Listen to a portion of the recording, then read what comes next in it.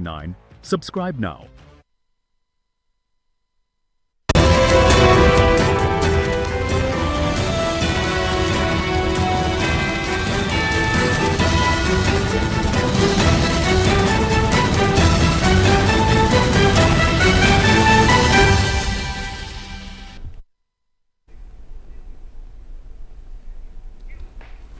आदाब, मैं नीता सिंह हाजिर हूँ साइंस टेक्नोलॉजी शेरो अदब सोशल साइंस एजुकेशन और दुनिया भर के हर तरह के नॉलेज पर मबनी खास प्रोग्राम के साथ जिसका नाम है इल्म की रोशनी।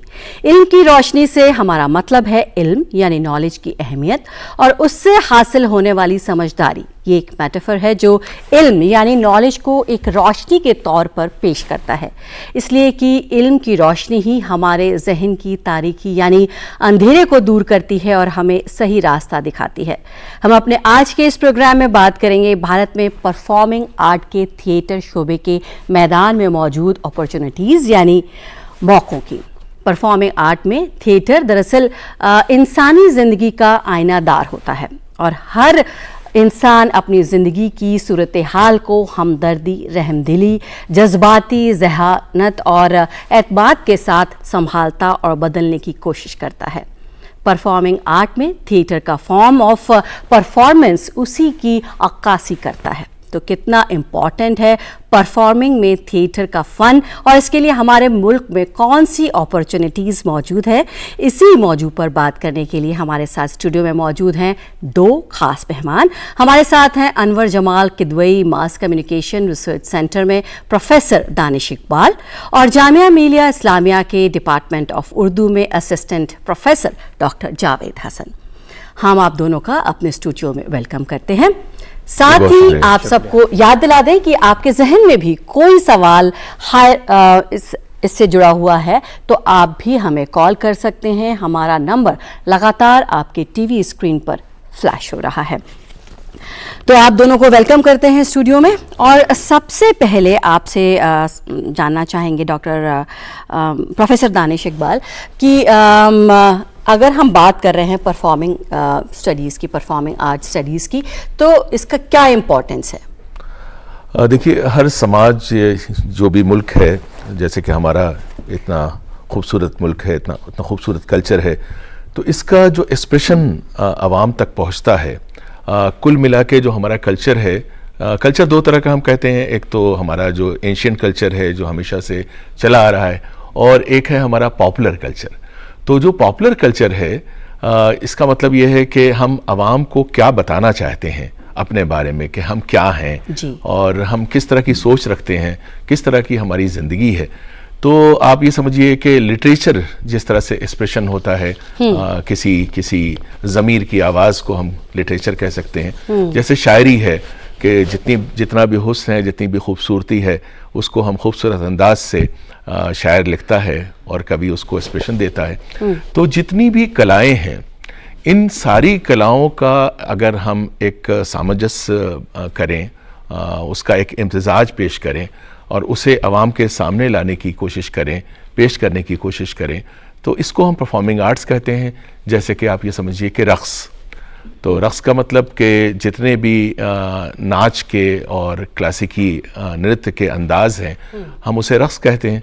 और हमारी जो मौसीकी है, चाहे आप समझिए कि शास्त्रीय संगीत हो, ध्रुपद हो, ख्याल गायकी हो या कव्वाली हो या गज़ल हो या जितनी भी फॉर्म्स हैं, भजन हैं, कीर्तन है, शबद हैं, ये सारी चीज़ें क्या हैं, ये हमारी मौसीकी है। और इसी तरह से आप ललित कलाएँ हमारी, यानी कि हमारे पास पेंटिंग्स के फॉर्म्स हैं, हमारे पास स्कल्पचर के फॉर्म्स हैं, हमारे पास आर्ट के अलग अलग अंदाज हैं। तो ये सारी जो कलाएं हैं, इनको एक जगह पे जब हम लाते हैं और एक प्रोडक्शन करते हैं, वो प्रोडक्शन स्टेज पे हो सकता है, वो प्रोडक्शन किसी OTT पे हो सकता है, वो प्रोडक्शन किसी फिल्म के लिए हो सकता है। तो जब आप किसी फिल्म को देखते हैं या किसी थिएटर के परफॉर्मेंस को देखते हैं, तो उसके अंदर कई कलाएं जो हैं उनका अलग अलग लेयर्स में आप उनको देख रहे होते हैं जी। तो आपके सवाल का जवाब यही है कि परफॉर्मिंग आर्ट्स का मतलब ये है कि बहुत सी कलाएं ऐसी हैं, जैसे स्थापत्य कला है या हमारा आर्किटेक्चर है। ये तो आप देखिए कि ताजमहल को आप देखिए, आप कोणार्क के सन टेम्पल को देखिए, आप अजंता एलोरा को देखिए, ये हमारे आर्ट्स का एक्सप्रेशन है। लेकिन वो आर्ट जो है परफॉर्मिंग आर्ट्स नहीं है। परफॉर्मिंग आर्ट्स का मतलब ये है कि हम उसे करके आपके सामने दिखाते हैं। तो हमारे गुरु लोग कहते थे कि ये करत विद्या है। करत विद्या का मतलब यह है कि इसे करके दिखाना पड़ता है। इसके बारे में हम बात नहीं कर सकते। अब जैसे हम कहें कि गाना बड़ी अच्छी चीज़ है, बहुत ही खूबसूरत चीज़ है, जब तक हम गाएंगे नहीं तब तक आपकी क्या समझ में आएगा कि गाना क्या होता है। और जब तक हम रक्स नहीं करेंगे, जब तक हम नाच के आपको नहीं दिखाएंगे, तब तक आपको क्या मालूम होगा कि ये कथकली और उसमें क्या फ़र्क है भरतनाट्यम में। तो यानी कि परफॉर्मिंग आर्ट्स को हम इस तरह से डिफ़ाइन कर सकते हैं कि हमारे समाज में, हमारे कल्चर में, हमारी संस्कृति में, हमारी तहजीब में जो जो चीज़ें खूबसूरत हैं उनको और ख़ूबसूरत बना के और दिलचस्प बना के हम थोड़े से मतलब अरसे में, थोड़े से वक्त में किस तरह से लोगों का एंटरटेनमेंट कर सकते हैं, किस तरह से उन्हें इंगेज कर सकते हैं। और सबसे बड़ी बात ये कि जो हमारी विरासत है और जो हमारा हेरिटेज है और जो हमारी वैल्यूज़ हैं, जैसे जो भारत का संविधान है, वो जिन चीज़ों को प्रमोट करता है, तो वो सारी चीज़ें थिएटर भी प्रमोट करता है और हमारी परफॉर्मिंग आर्ट्स उन्हीं को बहुत ही खूबसूरत अंदाज से आवाम तक पहुँचाते हैं। तो यही काम आप ये समझिए कि गालिब ने किया था, यही हमारे प्रेमचंद ने किया था और यही हम सब कर रहे हैं अपने अपने अंदाज से। बिल्कुल, आपने परफॉर्मिंग आर्ट्स क्या होता है ये बहुत अच्छे से समझाया। उम्मीद करते हैं हमारे व्यूअर्स को समझ में आया होगा। डॉक्टर जावेद, अब आपसे समझना चाहेंगे इसकी इम्पोर्टेंस क्या है? इसकी अहमियत बहुत है, जैसा कि दानिश सर ने फरमाया। इसकी रवायत और ट्रेडिशन की जहाँ तक बात करें तो बहुत रही है। आप नाट्य शास्त्र से इसकी शुरुआत कर सकते हैं और with the passage of time जो भी तब्दीली आई और उसका ये कारवां बढ़ता रहा, तो इसकी अहमियत हमारी ज़िंदगी में है परफॉर्मिंग आर्ट की। मैं उसको इस तरह से देखता हूँ, जैसे शायद इस पर बात आगे आए कि हमारे तालीम का भी एक अटूट हिस्सा रहा है, यानी जिसके हम थिएटर इन एजुकेशन की बात करते हैं। तो जाहिर है इसकी कुछ ना कुछ अहमियत है और रही है। एक ज़माने में इसको यानी इंटरटेनमेंट का ज़रिया भी समझा गया, लेकिन धीरे धीरे इसमें सोशल इश्यूज भी आए और ड्रामे के ज़रिए ख़ास तौर से हम बात जब करें, पारसी थिएटर की जो रवायत रही है और उसके बाद सिनेमा में रिप्लेस किया इसको, लेकिन अहमियत बरकरार रही। आज भी थिएटर है, बाकी है, कायम व दायम है और उसकी अहमियत यानी सोसाइटी को और समाज को, इंडिविजुअली इंसान को भी है। यानी जिस तरह से हम कहें परफॉर्मिंग आर्ट में, लेकिन एक पैरेलल में एक रवैया ये है, मैं जहाँ तक महसूस करता हूँ, अपने स्टूडेंट से शेयर करता हूँ, तो वो ये पाते हैं कि अगर हमने थिएटर में दिलचस्पी ली तो बाज़ लोग यानी इन जनरल लोग समझते हैं कि साहब ये तो बर्बाद हो गया गोया, लेकिन ऐसा नहीं है। वो हमें बहुत तरह से हमारी जो कहना चाहिए ओवरऑल जो हमारी डेवलपमेंट होती है, या जिसको हम पर्सनालिटी डेवलपमेंट कीजिए, शख्सियत का इर्तका कहिए या व्यक्तित्व निर्माण कह सकते हैं आप इसको, उसमें थिएटर का और परफॉर्मिंग आर्ट का बहुत बड़ा रोल होता है, मैं समझता हूँ, और इसकी अहमियत से कोई इनकार नहीं कर सकता। बिल्कुल। प्रोफेसर दानिश, आपसे भी समझना चाहेंगे, जैसे कि अभी डॉक्टर जावेद ने कहा कि अगर कोई इसमें इंटरेस्ट लेता है तो उसे कहते हैं कि ये तो बर्बाद हो गया, लेकिन अब तो अगर हम स्कूल्स की बात करें या फिर हायर एजुकेशन की भी बात करें तो इसको काफ़ी प्रमोट किया जाता है कि आप ड्रामा में पार्टिसिपेट करें, म्यूज़िक में पार्टिसिपेट करें, क्योंकि उससे आपका एक पर्सनालिटी भी डेवलप होती है, आप ज़्यादा एक्सप्रेसिव बन जाते हैं। क्या कहेंगे आप, कितना इंपॉर्टेंट है ये? जी जी जी जी देखिए, जावेद साहब ने जैसे कहा कि कुछ लोग कहते हैं कि बर्बाद हो गया, लेकिन अगर आप स्टूडेंट से पूछें कि आपका उन लोगों के बारे में क्या ख्याल है जो परफॉर्म करते हैं, यानी कि जो डांस की परफॉर्मेंस करते हैं या जो म्यूज़िक की परफॉर्मेंस करते हैं या थिएटर की परफॉर्मेंस करते हैं, तो जो पीयर ग्रुप का उनके बारे में ओपिनियन मिलेगी वो बहुत इंटरेस्टिंग होगी। और देखिए, यूनिवर्सिटी में वो लोग हीरोज समझे जाते हैं, जो बहुत अच्छा गा सकते हैं, जो बहुत अच्छा परफॉर्म कर सकते हैं, जो बहुत अच्छे रोल कर सकते हैं, और उनको सारे लोग फॉलो करते हैं। और आज के ज़माने में एक बड़ा अच्छा लफ्ज़ आ गया है, इन्फ्लुएंसर। तो आप ये समझिए कि इस वक्त हिंदुस्तान में बहुत सारे इन्फ्लुएंसर्स हैं। वो किस लिए इन्फ्लुएंसर हैं, किस उनके अंदर कला क्या है? उनके अंदर सिर्फ परफॉर्मिंग आर्ट्स की कोई कला है, और वो सारे लोग, उनके जितने फॉलोअर्स हैं, वो उनके जैसे बनना चाहते हैं। तो मैं एग्जांपल देना चाहूँगा कि किसी ज़माने में हमारे दिलीप कुमार साहब थे, या हमारे देवानंद थे, या राज कपूर थे। हिंदुस्तान जब आज़ाद हुआ तो मैं समझता हूँ ये हमारे पहले आइकॉन्स हैं, ये तीन लोग, इनकी जो मतलब ट्रिनिटी हमें कहना चाहिए। तो आप देखिए कि पूरा हिंदुस्तान इनके जैसा बनना चाहता था जी। इनके जैसे कपड़े पहनना चाहता था, इनका जैसा अंदाज हासिल करना चाहता था। तो ये कुछ लोग होते हैं जो थोड़ा संकीर्ण विचारों के होते हैं, थोड़ा सा महदूद सोच होती है। वो समझते हैं कि अगर परफॉर्मिंग आर्ट्स में किसी ने इंटरेस्ट लिया या थिएटर में लिया या फिल्मों में लिया तो वो बर्बाद हो जाएगा। मैं समझता हूँ ये बहुत पुराना रवैया था, ये अंग्रेज़ों से पहले के ज़माने में ये सोच थी, लेकिन अफसोस है अगर अभी भी ऐसे लोग मौजूद हैं जो इसको इस तरह से देखते हैं। तो मैं समझता हूँ कि नहीं, जो परफॉर्मिंग आर्ट्स हैं इससे जो आपके अंदर कॉन्फिडेंस आता है और आपके अंदर एक चमक आती है, अपनी बात को कहने का एक अंदाज आता है, और सबसे बड़ी बात कि कम्युनिकेशन, आप कैसे कम्युनिकेट करेंगे। देखिए बच्चा कैसे कम्युनिकेट करता है, माँ से रो के कम्युनिकेट करता है, वो उसके बाद रोना बंद कर देता है जी। तो आप कम्युनिकेशन के अलग अलग अंदाज हैं। तो ये जो आर्टिस्टिक कम्युनिकेशन है ये सबसे इंपॉर्टेंट कम्युनिकेशन है। और आप देखती हैं, आप जानते हैं सभी लोग कि हमारे मुल्क में तरह तरह के कम्युनिकेशंस किए जा रहे हैं। जैसे पॉलिटिकल कम्युनिकेशन है, जो हमारा जो पॉलिटिकल समाज है वो जिस तरह के चेंजेस समाज में चाहता है वो एक पॉलिटिकल कम्युनिकेशन है। सोशल कम्युनिकेशन, हम समाज में बहुत सारे चेंजेस लाना चाहते हैं, तो डेवलपमेंट कम्युनिकेशन के जरिए हम बताते हैं समाज को कि आपको क्या करना चाहिए। जैसे कि आपको एजुकेशन पर जोर देना चाहिए। मैं मिसाल देना चाहूँगा कि बेटी बचाओ बेटी पढ़ाओ, ये क्या है, ये एक कम्युनिकेशन है। अब ये तो एक स्लोगन है, अगर इसी पे हम एक बेहतरीन ड्रामा पेश करते हैं जी, या एक बेहतरीन डांस परफॉर्मेंस पेश करते हैं, एक डांस ड्रामा पेश करते हैं, तो यही मैसेज दिलों के अंदर जाके बैठ जाएगा और जो लोग पेश करेंगे वो इसके हीरो समझे जाएंगे। तो मैं यही कहना चाहूँगा कि जावेद साहब ने जो बात कही, ये हो सकता है कि पेरेंट्स का बल्कि ग्रैंड पेरेंट्स का रवैया रहा हो या होता हो, लेकिन अभी फिलहाल हमारे जितने भी स्टूडेंट्स हैं और करोड़ों की तादाद में स्कूल से लेके कॉलेजेस से लेके यूनिवर्सिटीज़ तक ऐसे लोग हैं जो दुनिया में कुछ करना चाहते हैं। और सबसे बड़ी बात, जो हमारी नई जनरेशन है उनसे अगर पूछा जाए कि सबसे ज़्यादा डिज़ायरेबल चीज़ क्या है, तो देखिए दो ही चीजें हैं हिंदुस्तान को जो चला रही हैं। वो या तो ये कहेंगे कि हम क्रिकेटर बनना चाहते हैं और हम तेंदुलकर और धोनी की तरह से हिंदुस्तान को कामयाबी दिलाना चाहते हैं, या फिर वो शाहरुख खान बनना चाहते हैं, वो ऋतिक रोशन बनना चाहते हैं।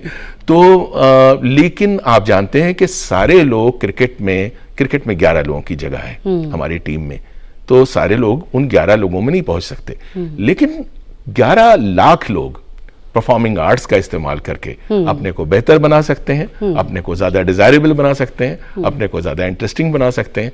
और जिसे हम कहते हैं स्टारडम और हीरोइज्म, ये सारी क्वालिटीज़ आपको परफॉर्मिंग आर्ट्स से मिलती हैं जी। और सबसे बड़ी बात ये कि क्रिकेट बहुत अच्छी चीज़ है, खेल बहुत अच्छी चीज़ है, लेकिन क्या खेल आपकी ज़िंदगी को खूबसूरत बनाता है? खेल आपको अच्छी सेहत देता है, अच्छी सोच देता है, स्ट्रगल का जज्बा देता है, लेकिन आपकी ज़िंदगी को खूबसूरत कैसे हम बना सकते हैं? सिर्फ और सिर्फ आर्ट्स के ज़रिए।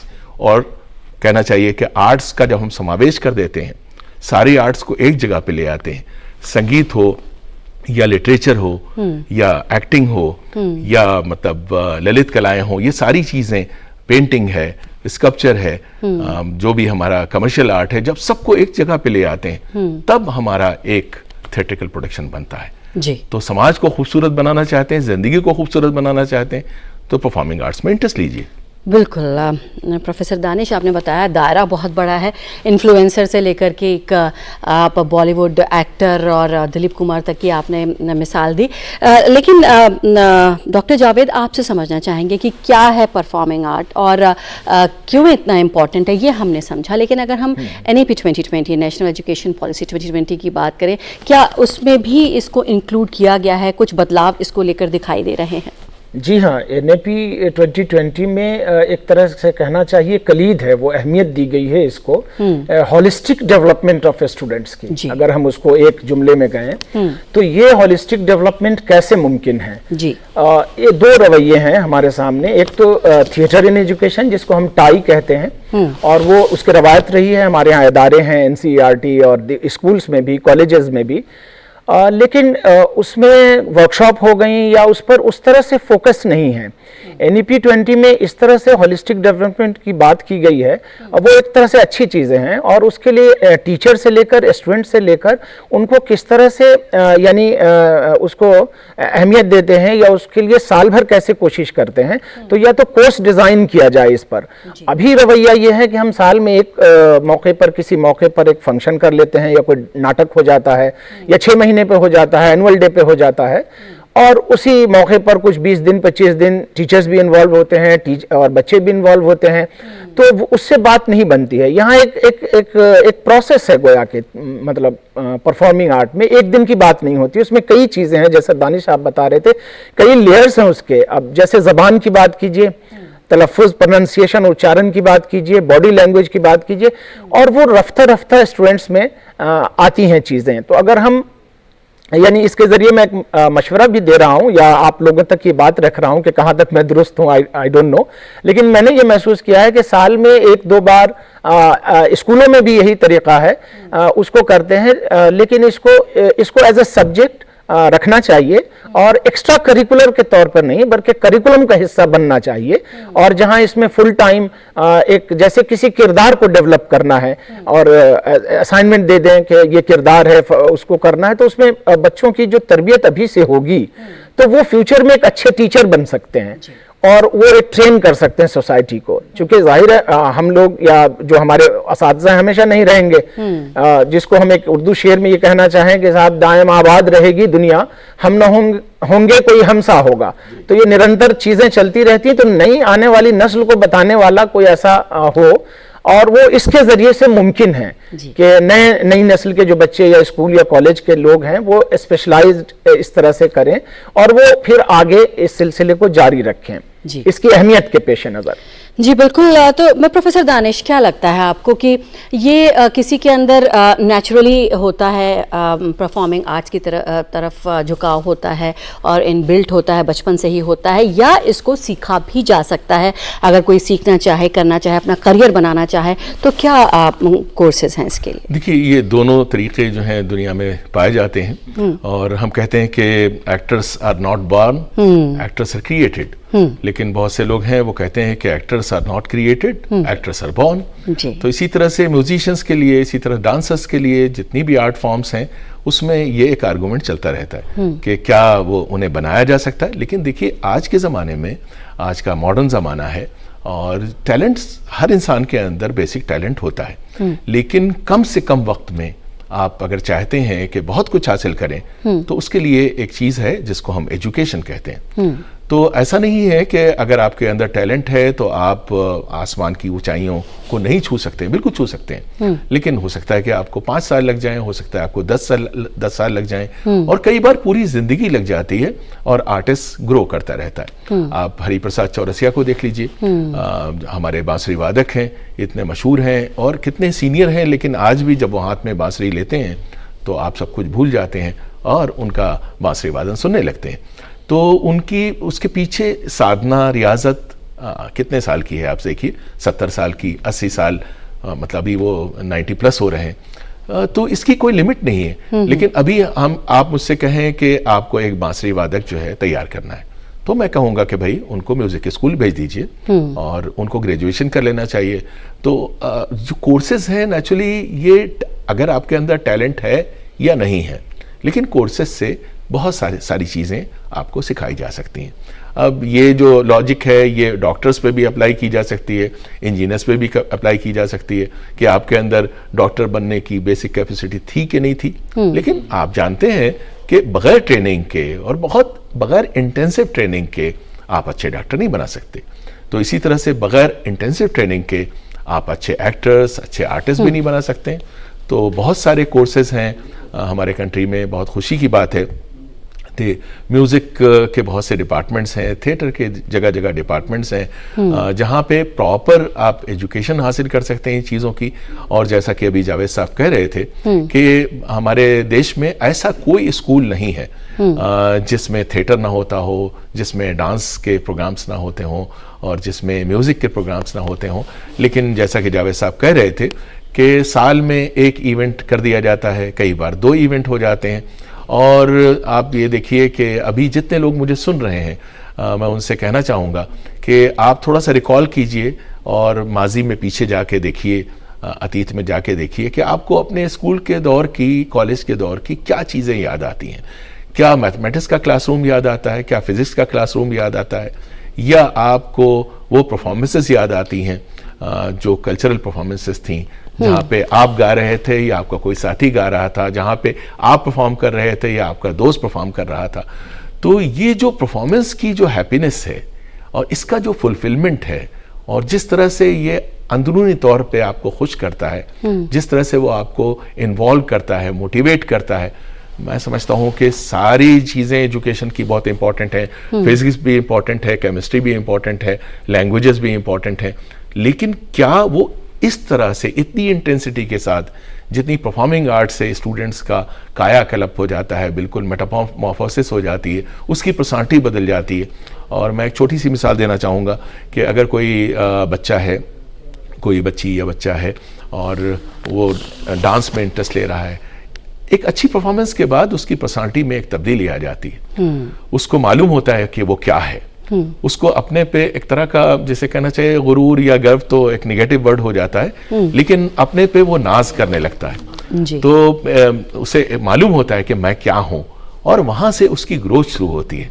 और हमारे समाज में क्या है, एक बहुत बड़ी समस्या ये है कि हम लोग अंडर अप्रिशिएटेड लोग हैं। हम लोग आसानी से किसी चीज़ को अप्रिशिएट नहीं करते, जबकि हमें करना चाहिए।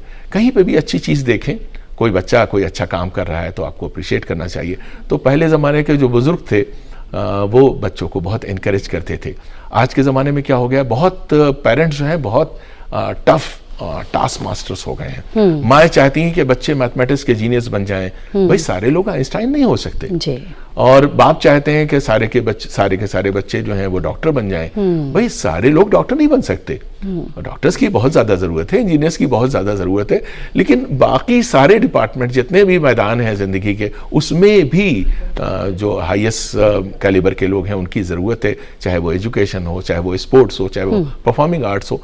तो देखिए जो असली इशू है वो ये कि आप देखिए इंजीनियरिंग कॉलेजेस में इतनी भूख है, इतने इंटेंसिव उनके कोर्स होते हैं और काफ़ी बोरिंग कोर्स होते हैं, लेकिन उनको जब भी उनका कल्चरल वीक आता है वो बिल्कुल दीवाने हो जाते हैं। और जितनी मेहनत से इंजीनियरिंग कॉलेजेस में कल्चर पे जोर दिया जाता है, मैं समझता हूँ कि बाकी जगह नहीं दिया जाता, क्योंकि एक तरह की भूख है। और जो मैं पहले कंसेप्ट बताना चाह रहा था, अंडर अप्रिसिएशन।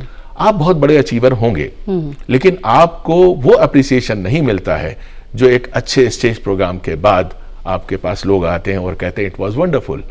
आप टॉप कर देते हैं तो इस तरह से लोग आके आपसे नहीं कहते कि इट वाज वंडरफुल। तो जो परफॉर्मिंग आर्ट्स है, चाहे वो थिएटर हो, चाहे वो डांस हो या म्यूजिक हो या इससे रिलेटेड जितनी भी चीजें हैं, ये आपको जो अप्रिसिएशन देती हैं और जिस तरह से आपको सेरोटोनिन और डोपामिन, ये जो एंजाइम्स हैं मिलते हैं, हैप्पीनेस एंजाइम्स मिलते हैं जो आपको अंदर से खुश करते हैं, और तब आपको मालूम होता है कि पैसा सब कुछ नहीं होता है, कामयाबी सब कुछ नहीं होती है। अंदरूनी खुशी एक बहुत बड़ी चीज है, जिसका अभी जावेद साहब कह रहे थे कि होलिस्टिक डेवलपमेंट। तो इंसानी जहन का होलिस्टिक डेवलपमेंट कैसे होगा जी? तो मैं समझता हूँ कि इन्हीं तरीकों से होगा। अब आपका जो सवाल था कि इसकी ट्रेनिंग हासिल की जा सकती है, यस, इसकी ट्रेनिंग हासिल की जा सकती है। हर अच्छी यूनिवर्सिटी में, बहुत सारी यूनिवर्सिटीज़ में आप देखेंगे कि म्यूज़िक के डिपार्टमेंट हैं और थिएटर के डिपार्टमेंट हैं, और इनके अलावा हर स्कूल में इसका मौका है। और एक बहुत खुशी की बात यह है कि हमारा जो बोर्ड ऑफ सेकेंडरी एजुकेशन है उसने अभी, और NEP के ज़रिए भी काफ़ी कुछ चीज़ें शामिल की हैं। अब थिएटर जो है वो 12th में एज ए सब्जेक्ट भी दिया जा सकता है। तो ये एक बहुत बड़ा चेंज है, और मैं समझता हूँ इससे काफ़ी चीज़ें बदल जाएंगी, काफ़ी इम्प्रूवमेंट आएगा। और रह गई बात कि हमारा नेशनल स्कूल ऑफ ड्रामा है, हमारा कथक केंद्र है, और हर स्टेट में कला संस्कृति के प्रमोशन के लिए, उसको बढ़ावा देने के लिए, चाहे वो यूपी हो, चाहे वो केरला हो, चाहे वो बिहार हो, बहुत अच्छे खूबसूरत इंस्टीट्यूशंस हैं जो ट्रेनिंग भी देते हैं, स्कूल्स में आके काम करते हैं। जावेद साहब ने अभी थिएटर इन एजुकेशन का जिक्र किया, तो नेशनल स्कूल ऑफ ड्रामा की एक रेपेट्री है, वहाँ पे यही काम किया जाता है, NCERT में भी यही काम किया जाता है, और इन सारी चीज़ों से हम आने वाली नस्ल को ट्रेन कर सकते हैं, उनको कला और संस्कृति सिखा सकते हैं, उनको एक अच्छा कलाकार बना सकते हैं। बिल्कुल। डॉक्टर जावेद, आपसे समझना चाहेंगे कि अभी हमने समझा परफॉर्मिंग आर्ट्स क्या है, क्यों इम्पोर्टेंट है, और किस तरह से उससे आपके अंदर कॉन्फिडेंस आता है, आप एक्सप्रेस कर सकते हैं अपने आप को और अप्रिसिएशन मिलता है, और उसका बाय प्रोडक्ट ही कॉन्फिडेंस होता है। अब आपसे समझना चाहेंगे, अगर कोई इसमें बैचलर्स करना चाहता है या मास्टर्स, अगर मैं थिएटर की इन पर्टिकुलर बात करूं, तो अगर मास्टर्स या फिर बैचलर्स करना चाहता है तो क्या कोई मिनिमम क्वालिफिकेशन होनी चाहिए, कोई क्राइटेरिया है, या आप क्या देखते हैं कि उस इंसान में क्या होना चाहिए तब उसको इसमें अपना करियर बनाने के बारे में सोचना चाहिए? यकीनन इसके दो हिस्से हैं, एक तो कि थिएटर अपॉर्चुनिटीज़ क्या क्या हैं, तो अपॉर्चुनिटीज़ तो बहुत सारी हैं। दूसरा हिस्सा है आपके इसका कि कहाँ से हासिल कर सकते हैं। तो ये जैसा दानिश सर ने बताया कि कई इदारे हैं, नेशनल स्कूल ऑफ ड्रामा जो हमारा नेशनल, वहाँ कोर्सेज़ हैं, ख़ास तौर से जो इसमें दिलचस्पी लेते हैं उनमें डिप्लोमा हैं, और बल्कि मैं जामिया मिल्लिया की बात करूँ तो वहाँ भी मास कम्युनिकेशन सेंटर में डिप्लोमा इन एक्टिंग का एक कोर्स मौजूद है। तो इस तरह से डिप्लोमा से लेकर सर्टिफिकेट एंड ग्रेजुएशन लेवल पे इग्नू में कई कोर्सेज हैं। लेकिन चूंकि ये परफॉर्मिंग आर्ट है तो हर जगह रेगुलर मोड में है, कहीं भी डिस्टेंस या इस तरह के इसमें अवेलेबल नहीं है जहां तक मेरी जानकारी है। और स्टेट यूनिवर्सिटीज़ में भी कुछ इदारे हैं, स्टेट जैसे झारखंड और रांची में एक अदारा है जो ग्रेजुएशन और मास्टर्स दोनों की इन थिएटर इन एजुकेशन वो यानी डिग्री देता है। और वहाँ से जो लोग भी इस फील्ड में चूँकि कहीं किसी को हायर करना है कॉलेज में या यूनिवर्सिटी में, तो स्पेसिफिक ये होती है कि आपको मास्टर्स होना है, यानी मास्टर्स क्वालिफिकेशन म्यूजिक में होगी जब भी आप म्यूजिक टीचर बनेंगे या परफॉर्म इस तरह से। तो म्यूजिक में तो बहुत सारी हैं, थिएटर में या परफॉर्मिंग आर्ट में सिलेक्टेड जगहों पर हैं, कुछ प्राइवेट इदारे हैं, और इस पर मैं चाहूंगा कि दानिश सर बेहतर रोशनी डालेंगे। तो इन सब जगहों पर वो अपॉर्चुनिटीज हैं। और जहां अभी बात हो रही थी कि कॉलेज और स्कूलों में सालाना वो होता है, अगर वो रेगुलराइज हो जाए तो उससे दो फायदे होंगे कि उसके थिएटर में यानी हम अगर गिनाना चाहें तो एक तो अच्छे एक्टर्स की कमी है, हर जमाने में रही है और पूरा भी होता रहा है, लेकिन एक अच्छे एक्टर के तौर पर वो करियर बना सकते हैं। अपॉर्चुनिटी की हम बात करें तो स्क्रिप्ट राइटिंग एक समझिए कि उसकी सब बुनियाद होती है, अगर उसकी भी ट्रेनिंग होती है तो स्क्रिप्ट राइटर हमारे सामने दानिश साहब मौजूद हैं, बेहतरीन मशहूर स्क्रिप्ट राइटर हैं और कई जनरेशन की इन्होंने तरबियत की है। मैं भी इनका एक तरह से शिष्य हूं और शागिर्द हूं, और ये खुशबख्ती है कि इस वक्त साथ बैठ के हम इस टॉपिक पर बात कर रहे हैं। तो यहाँ भी आपसे वो रोशनी मुझे मिल रही है, और इस प्रोग्राम का नाम भी इल्म की रोशनी है। तो मैं उर्दू का एक शेर है, चूंकि मैं उर्दू का अदना तालिब इल्म हूँ, वो ये शेर है कि वो इल्म जिससे कि औरों को फायदा न हुआ, हमारे आगे बराबर है वो हुआ न हुआ। तो इल्म का मतलब है कि जो भी इल्म है उससे आगे को फायदा हो, तालिब इल्मों को हो, पड़ोसियों को, मतलब आप फायदा पहुंचाए, ये है। तो इस तरह से अपॉर्चुनिटी बहुत है। मैंने बताया कि एक्टिंग है, स्क्रिप्ट राइटिंग है, डायरेक्टर अच्छा होना, यानी हम थिएटर से शुरुआत कर सकते हैं। अगर फिल्म में डायरेक्टर बनना है तो उसकी बुनियादी ट्रेनिंग थिएटर में हो सकती है। उसके अलावा भी यानी प्रोडक्शन मैनेजर का की एक गुंजाइश होती है कि वो तमाम चीज़ों को यानी या फिर मेकअप आर्टिस्ट के तौर पर या कॉस्ट्यूम डिज़ाइनर के तौर पर या सेट डिज़ाइनर, इस तरह से कई यानी उसमें छोटे छोटे से मौके बहुत सारे होते हैं। और इसीलिए ये एक बहुत यानी एक वसी तनाजुर में हम इसको देखें तो हो सकता है। तो इसके दो हिस्से मैंने किए अपनी आसानी के लिए। एक तो ये कि वो कोर्सेज कौन कौन से हैं और कहाँ कहाँ से हो सकते हैं। तो नेट का ज़माना है आजकल, वेबसाइट पे सर्च कर लीजिए, देख लीजिए, कई इदारों के हमने नाम लिए, उसमें इजाफा दानिश सर करेंगे। और ये सब जो कुछ चीज़ें हमने बताई कि ये सब है नहीं है एग्जैक्टली, लेकिन उसमें अपॉर्चुनिटी तलाश की जा सकती हैं। तो ये बस इतनी सी अर्दाश्त मुझे करनी है। जी प्रोफेसर दानिश, आपसे समझना चाहेंगे कि अगर कोई थिएटर में अपना करियर बनाना चाहता है तो क्या बेसिक रिक्वायरमेंट है, उस शख्स के अंदर क्या होना चाहिए कि वो सोचे कि हाँ वो इस फील्ड में अपना करियर बना सकता है, या फिर वो अगर मास्टर्स या बैचलर्स करना चाहता है तो क्या बेसिक रिक्वायरमेंट्स? देखिए, एक तो होती है थिएटर की इंटेंसिव ट्रेनिंग। इंटेंसिव ट्रेनिंग का मतलब ये है कि जो नेशनल लेवल के इंस्टीट्यूशंस हैं, जैसे नेशनल स्कूल ऑफ ड्रामा है, या लखनऊ में हमारी भारतेंदु नाट्य एकेडमी है, या मध्य प्रदेश में है, या कलकत्ता में है, या महाराष्ट्र में है, तो ये जो रीजनल थिएटर के बड़े बड़े सेंटर्स हैं, वहाँ पे आप ग्रेजुएशन कर सकते हैं और पोस्ट ग्रेजुएशन कर सकते हैं। और जैसे कि जावेद साहब ने बताया कि देखिए, पहली चीज़ है डिप्लोमा। डिप्लोमा बहुत आसानी से किया जा सकता है। ये डिप्लोमा जो है पोस्ट ग्रेजुएट डिप्लोमा होता है।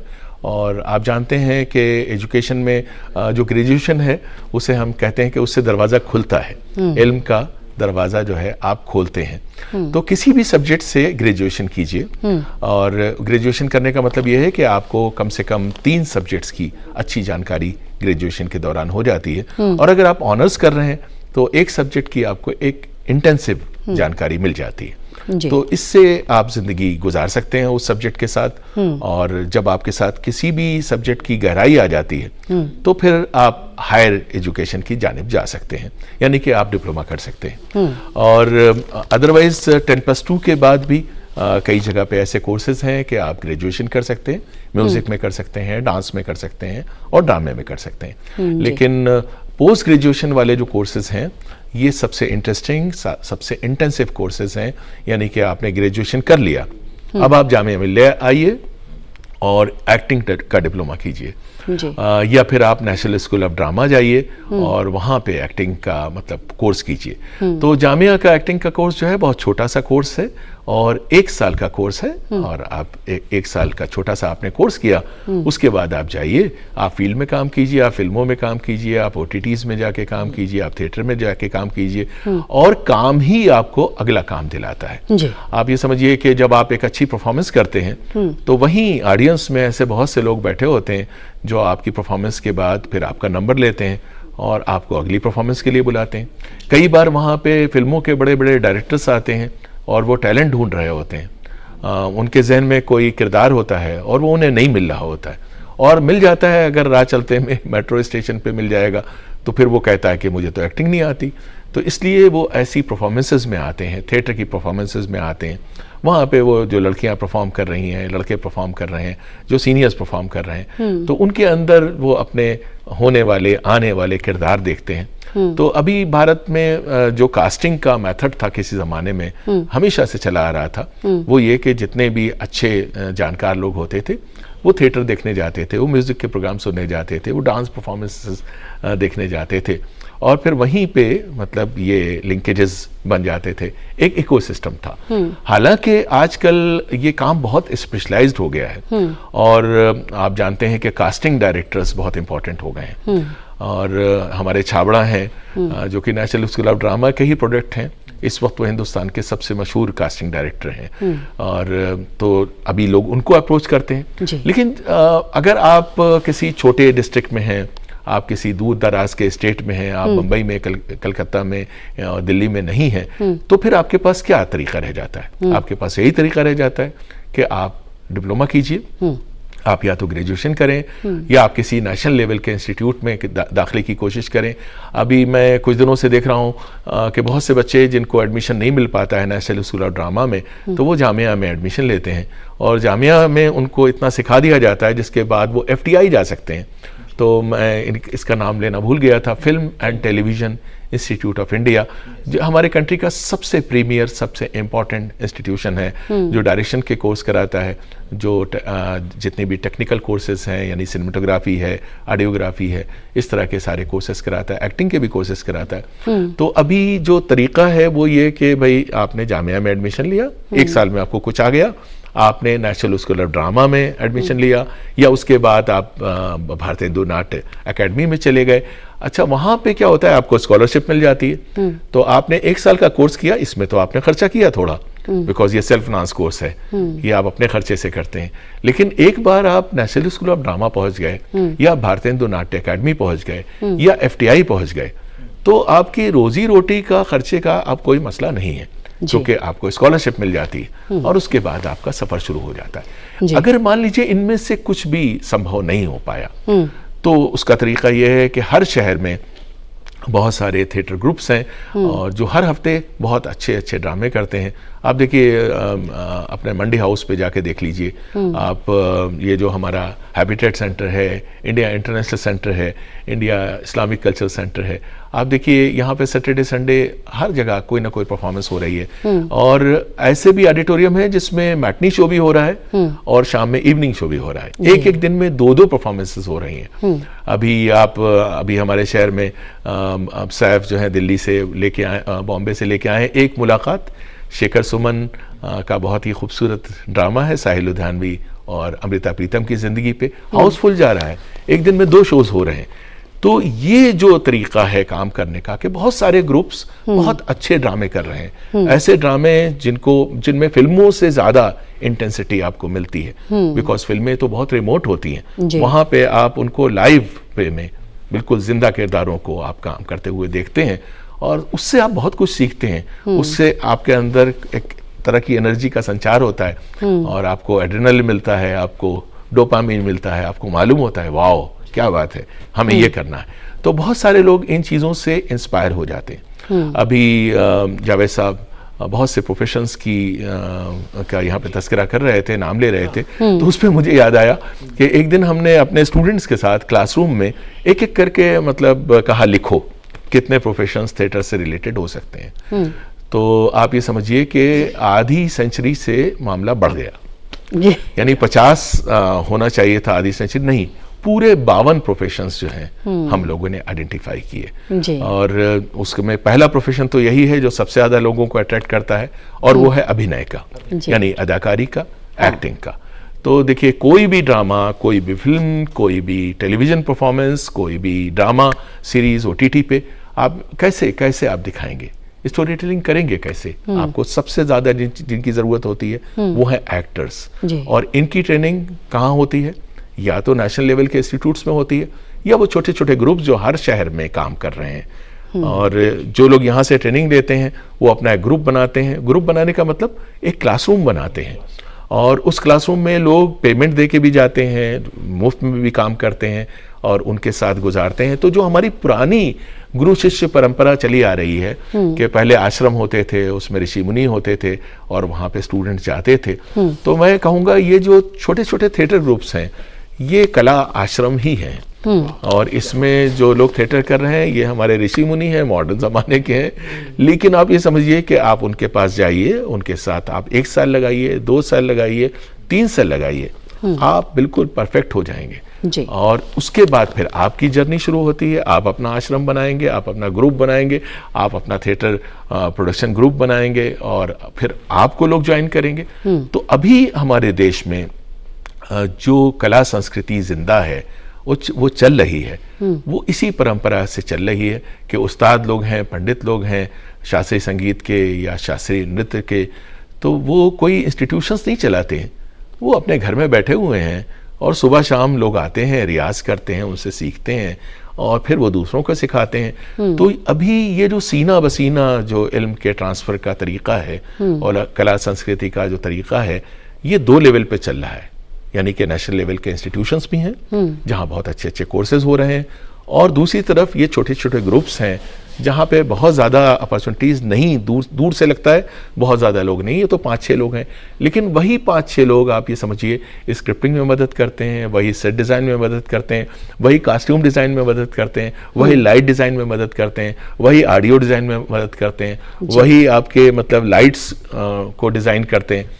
और इस तरह से आप ये समझिए आजकल नई टेक्नोलॉजीज़ आ गई हैं कि प्रोजेक्शन मैपिंग आ गई है और 3D एनिमेशन आ गया है और लेज़र टेक्नोलॉजी आ गई है और LED स्क्रीन्स आ गए हैं हम डायनामिक, पहले हम सेट बनाते थे, अब जो है हमारा सेट जो है वर्चुअल सेट हो सकता है। तो ये सब काम कौन करेगा?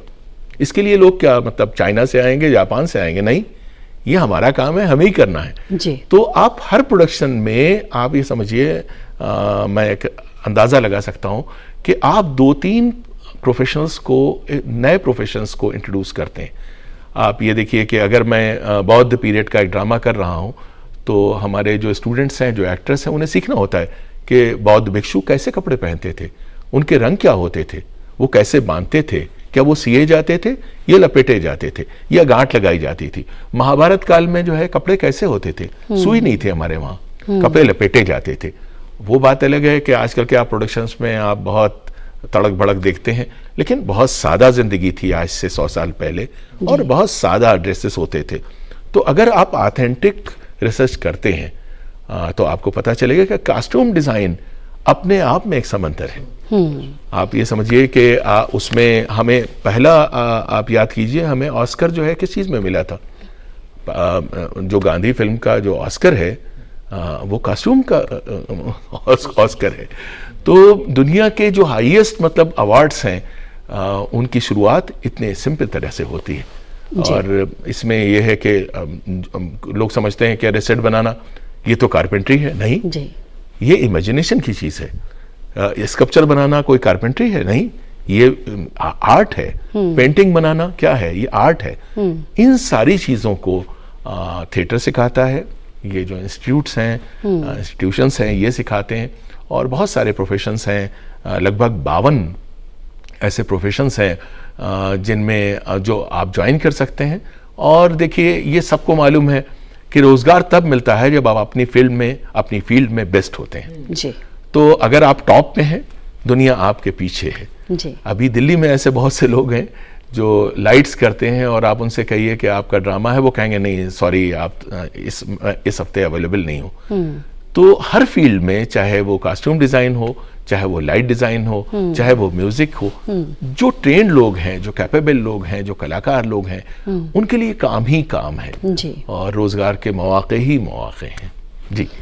जी बिल्कुल प्रोफेसर दानिश, आपने बड़े तफसील से समझाया कि अगर आप थिएटर में अपना करियर बनाना चाहते हैं तो तमाम अपॉर्चुनिटीज़ हैं। आपने 52 प्रोफेशन गिना दिए, जिसमें कि आप लाइट सीख सकते हैं, कॉस्ट्यूम डिज़ाइनिंग सीख सकते हैं, एक्टिंग ही नहीं और भी बहुत कुछ है जिसमें कि आप अपना करियर बना सकते हैं।